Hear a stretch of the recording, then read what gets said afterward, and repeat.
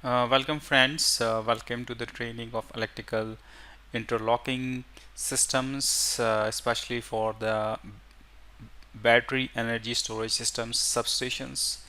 So in this training we will learn together that we will take one feeder, which is a 220 kV feeder, and that's feeding to a BESS substation.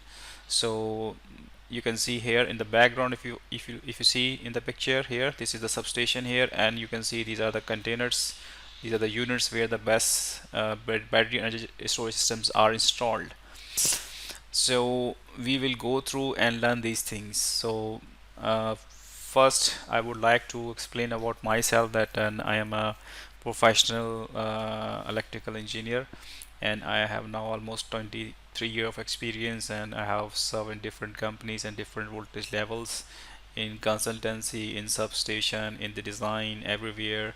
So I have worked more than now 100 substations, and I have been involved in designing, commissioning, and consultancy services for these substations. So I haven't had this own experience as well, so that will be beneficial for you to learn these things.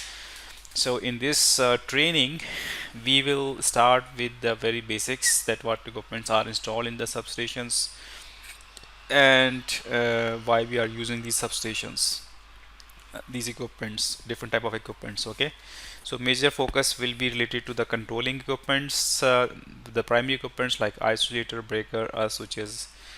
So we will focus on these, and then we will see the requirement of interlocking.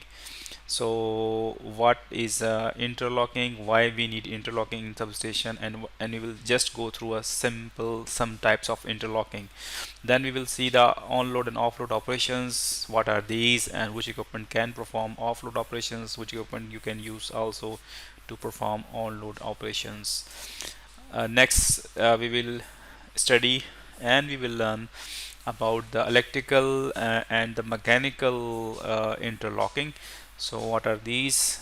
Next we will see the another interlocking system that's been used mostly in Europe and in the ancient time, in the start of the electrical systems. The another interlocking system is the key castle interlocking system.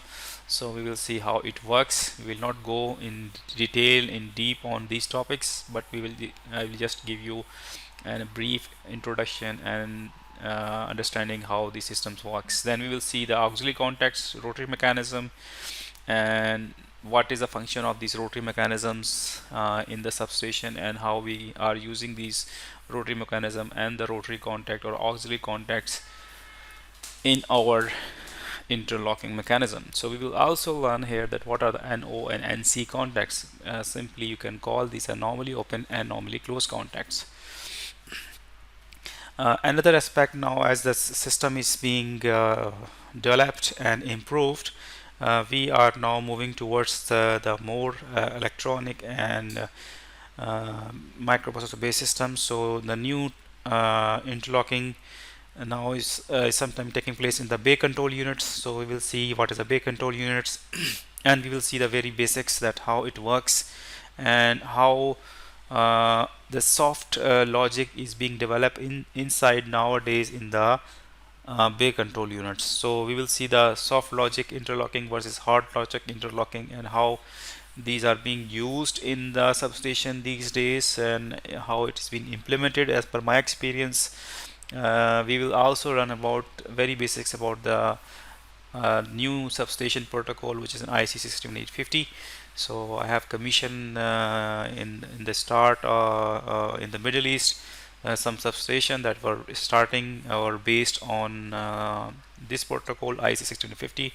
And also I got the training from Europe, that you can then I will give a brief introduction about, because this is again a vast topic.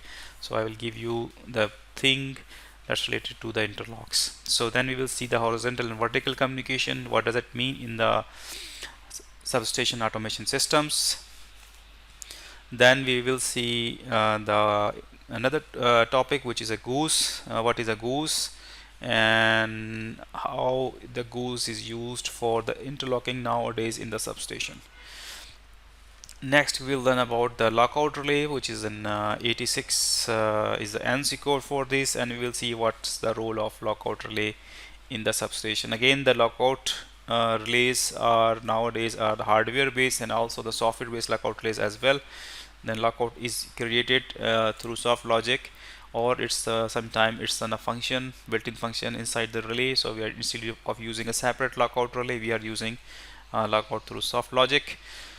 So we'll go through these and then we'll see the interlocking requirement from the remote end. So for example, if you have a remote end substation and you want to close the isolator or the breaker or earth switch, what are the interlocks, what is my experience and how these are being achieved. For example, the remote interlocks can be achieved through conventional SCADA, or using a mirror bits or bits, which is a direct communication between one relay to the another relay through the line differential relay, or through SDS, through SCADA, or through SAS systems. So next thing is the understanding of the BESS feeder. So we will open a complete one 220 kV battery energy storage system feeder, and we will see different interlocks being implemented in this way. So uh, this training is designed from basics to the end, and the concept is that I will give you a brief overview of all these topics, plus I will at the end will discuss in detail about the interlocking arrangement of a 120 kV battery energy storage system. So we know that battery energy storage systems are now more and more common. So but this interlock will be covering from the substation end. One end is connected to the BESS, another end is connected to the substation. For example, if you see this picture, so we were dealing the all interlocks are implemented here that's related to this BESS. So we will learn about the interlocks at this level, at the highest voltage level. So this training, after completing this training, you will have a good idea. You will also get this interlock logic diagram that's being formed using NO NC contacts, and you can polish your skills, and you will be able to get a good idea about the how substation interlocks works. So I will encourage everyone to join this training. Thank you very much.